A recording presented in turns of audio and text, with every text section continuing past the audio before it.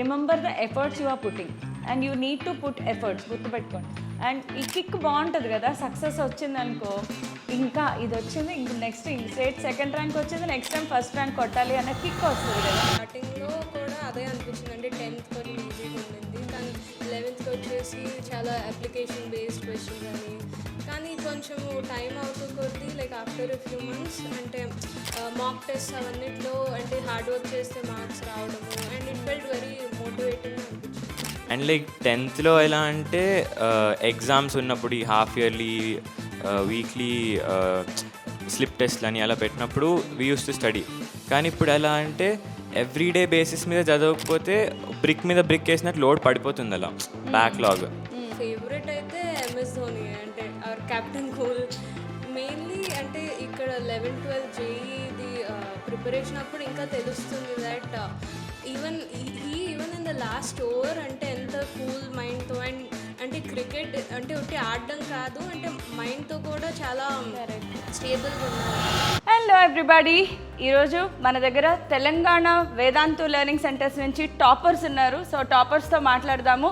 టాపర్స్తో అంటే అబ్బో వీళ్ళందరూ చాలా సీరియస్గా సబ్జెక్ట్ గురించి మాట్లాడతారేమో అనుకుంటున్నారా? కాదు, వీళ్ళలో వేరే యాంగిల్ కూడా ఉంటుందన్నమాట. దాన్ని ఇవాళ మనం బయటికి తీద్దాం.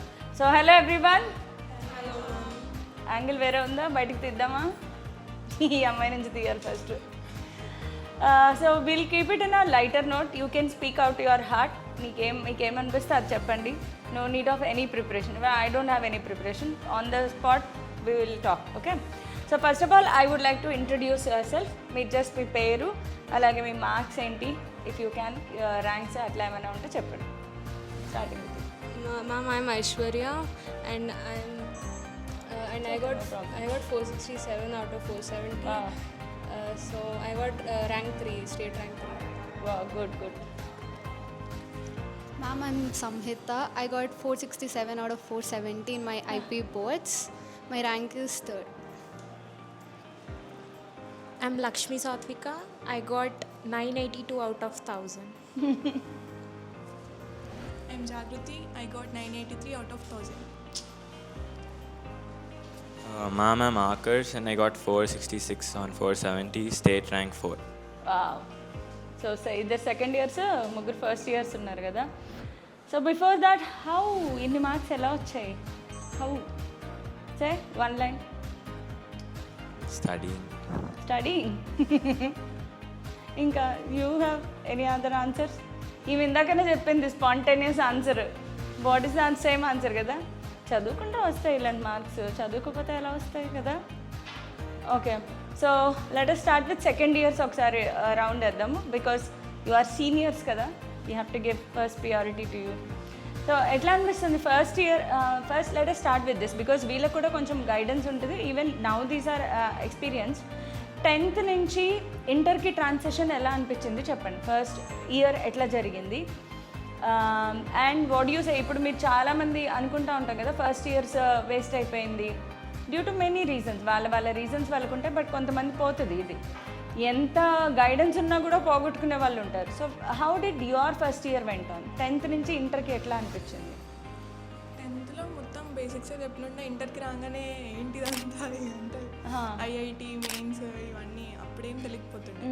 ఫస్ట్ ఇయర్లో కొంచెం కష్టమైంది, కానీ చదువుతూ పోతే అప్రాక్సిమేట్ డిసెంబర్ ఆ టైంకి వచ్చేటప్పటికి మైండ్కి ఒక సెటిల్మెంట్, ఒక క్లారిటీ వచ్చింది. ఇది ఇలా చదవాలి అని కదా. ఓకే, నీకు? నాకైతే డిసెంబర్కి కూడా అంత క్లారిటీ రాలేదు మ్యామ్. నేను చాలా టెన్స్డ్ ఉండే, ఎవ్వరు ఫ్రెండ్స్ లేకుండే, అందరూ ఒక సైడ్ వెళ్ళిపోతే నేను ఒకదాన్ని ఇటు వచ్చా. అందరు కొత్త వాళ్ళు, లెక్చరర్స్ బాగా చెప్తారు కానీ మనల్ని ఐడెంటిఫై చెయ్యరు.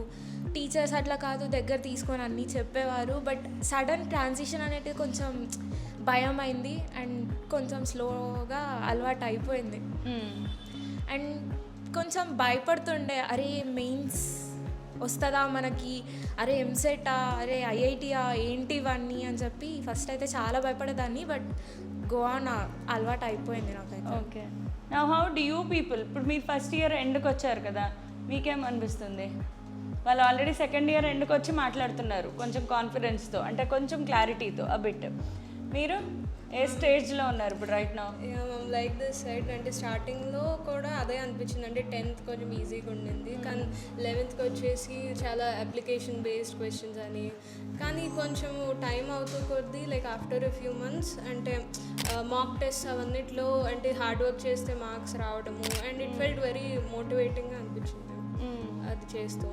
So I guess I'm still అంటే ఆ ట్రాన్సిషన్లో ఉన్నాను, అంటే కొంచెం సీరియస్గా అనిపిస్తుంది, అండ్ దెన్ యా అంటే అవుతుంది. అండ్ 12th ఇంకా కొంచెం ఎక్సైట్మెంట్ కూడా ఉంది, బాగా ఇంకా రాయొచ్చు, and mock test and actual mains అంటే కొంచెం నర్వస్నెస్ అండ్ ఎక్సైట్మెంట్ ఉంది. ఇప్పుడు స్టార్ట్ అయింది లైట్గా కదా. ఫస్ట్ ఇయర్లో అంత ఫీవర్ లేదు, బట్ ఇప్పుడు కొంచెం నర్వస్నెస్ లైట్గా ఇంప్రూవ్ స్టార్ట్ అవుతుంది కొంచెం. నీకు ఎలా అనిపిస్తుంది, ఏమన్నా క్లారిటీ వస్తుందా? ఇంకా ప్రాసెస్ చేసుకుంటున్నా 12th వచ్చాను అంటే 11th స్టార్టింగ్లో వీక్లీ ఎగ్జామ్స్ అని కొంచెం స్ట్రెస్గా ఉండే, కానీ అలవాటు అయిపోయింది. రివైజ్ చేసుకోవడం అయిన లెసన్స్. 10thలో ఇవన్నీ ఉండేవి కాదు, కానీ 11th వచ్చేసరికి ఎవ్రీ వీక్ సిలబస్ చేసుకో కొంచెం హెవీగా అనిపించిందా? కానీ అలవాటు అయిపోయింది. కానీ 12th అంటేనే కొంచెం భయంగా ఉంది. 9 monthsలో చెయ్యి అంటే కరెక్ట్, కొంచెం భయం, but I'm excited also. Good good good. You ma'am first అసలు 10th అయ్యాక 11thకి వచ్చాక half of 11th was like okay ఇప్పుడే వచ్చాం కదా, కొంచెం let us relax and get used to the transition అన్నట్టుండే. హాఫ్ ఆఫ్ ద 11th అయిపోయేప్పటికీ ఇంకా స్లోగా సెటిల్ డౌన్ అయ్యాం. ఇంకా మిగతా హాఫ్లో వాట్ ఈజ్ 11th అండ్ ఎక్కడ ఫోకస్ చేయాలి అనేసరికి ఫస్ట్ ఇయర్ అయిపోయింది అప్పుడే. ఆల్మోస్ట్ డిసెంబర్ ఎండ్ ఇంకా బోర్డ్స్కి ప్రిపేర్ అవ్వడం అదంతా. అండ్ లైక్ 10thలో ఎలా అంటే ఎగ్జామ్స్ ఉన్నప్పుడు ఈ హాఫ్ ఇయర్లీ వీక్లీ స్లిప్ టెస్ట్లు అని అలా పెట్టినప్పుడు వీ యూస్ టు స్టడీ. కానీ ఇప్పుడు ఎలా అంటే ఎవ్రీడే బేసిస్ మీద చదవకపోతే బ్రిక్ మీద బ్రిక్ వేసినట్టు లోడ్ పడిపోతుంది అలా బ్యాక్లాగ్. సో దానికి యూజ్ అవ్వడానికి చాలా టైం పట్టింది. ఆ రియలైజేషన్ వచ్చేసరికి ఫస్ట్ ఇయర్ అంతా కొంచెం. But at least now you are bit comfortable కదా. మీరు ఫస్ట్ ఇయర్ అయిపోయింది కాబట్టి స్ట్రాటజీ వేసుకుంటే ఒక పద్ధతిగా చదివితే వీ కెన్ క్రాక్ అనే ఒక ఐడియా వచ్చింది, బేస్ ఉంటుంది మీకు. బట్ కాన్ఫిడెన్స్ కూడా లైక్ యూ సెడ్ కొంచెం ఎగ్జైట్మెంట్ ఉంది అంటే you are confident enough, but a bit confusion. So అది ఎట్లనూ పోతుంది because you know the way. నా పాత్ ఎలా ఉంటుంది మీకు అర్థమైంది కదా. Okay, so what is your suggestion to your junior? Second year వీళ్ళు భయపడుతున్నారు, చదవకపోతే టాపిక్స్ అనేటివి వెనకబడిపోతాయి, అండ్ ఇట్లా తను చెప్పినట్టు బ్యాక్లాగ్ లాగా ఇట్లా బ్రిక్ పైన బ్రిక్ పడిపోయినట్టు ఉంటుంది. ఒకటేసారి చేయాలంటే ఇట్స్ లైక్ కొంచెం కష్టం, చాలా కష్టంగా ఉంటుంది. సో యాజ్ మీరు చెప్పినట్టే ఇప్పుడు స్ట్రాటజీస్ అవన్నీ చెప్తారు కదా యూట్యూబ్లో, అలానే ఒక టైం టేబుల్ కరెక్ట్గా చేసుకొని లాస్ట్ 5 years కంటే ఇంకెక్కువ PYQs చేయమంటారు మీరు. అలా చేసుకుంటూ వెళ్తే మాత్రం ఖచ్చితంగా జేఈ క్రాక్ చేయవచ్చు. Good good. నువ్వు సజెషన్ చెప్పు. లైక్ వీళ్ళు సెకండ్ ఇయర్ అంటే భయపడుతున్నాడు, సిలబస్ వైజ్ మాట్లాడు. తను జేఈ గురించి అట్లా చెప్పింది కదా, స్ట్రాటజీ గురించి చెప్పింది. నువ్వు సిలబస్ గురించి చెప్పు. అంటే ఫస్ట్ ఇయర్ సిలబస్కి సెకండ్ ఇయర్ సిలబస్కి వీళ్ళు ఏమైనా ఇంకా హార్డ్ వర్క్ చేయాలా ఏంటి? కొంచెం మ్యాథ్స్లో ఫిజిక్స్లో కొంచెం చేయాల్సి వస్తుంది. డైలీ రివైజ్ చేసుకోవాలి. డైలీ చదువుకుంటే కొంచెం కన్సిస్టెన్సీ మ్యాటర్స్ కదా, రియల్లీ మ్యాటర్స్.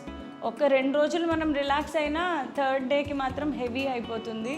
అండ్ బ్యాక్లాగ్స్ ఎప్పుడు బ్యాక్లాగ్సే. నేను ఇది అప్పుడప్పుడు యూట్యూబ్లో కూడా చెప్తా ఉంటా. 100% ఎప్పుడు వెళ్ళిపోయిన దాన్ని మనం గడిచిపోయిన టైంలో ఎవరు తీసుకురాలేరు. రాబోయే టైంలో నువ్వు ప్రజెంట్ చేయాలి, మళ్ళీ బ్యాక్లాగ్స్ చేయాలి. So it is a heavy task and 100% backlogs clear చేయలేరు. So you have to remember this one thing, consistency చాలా అవసరం. ఓకే.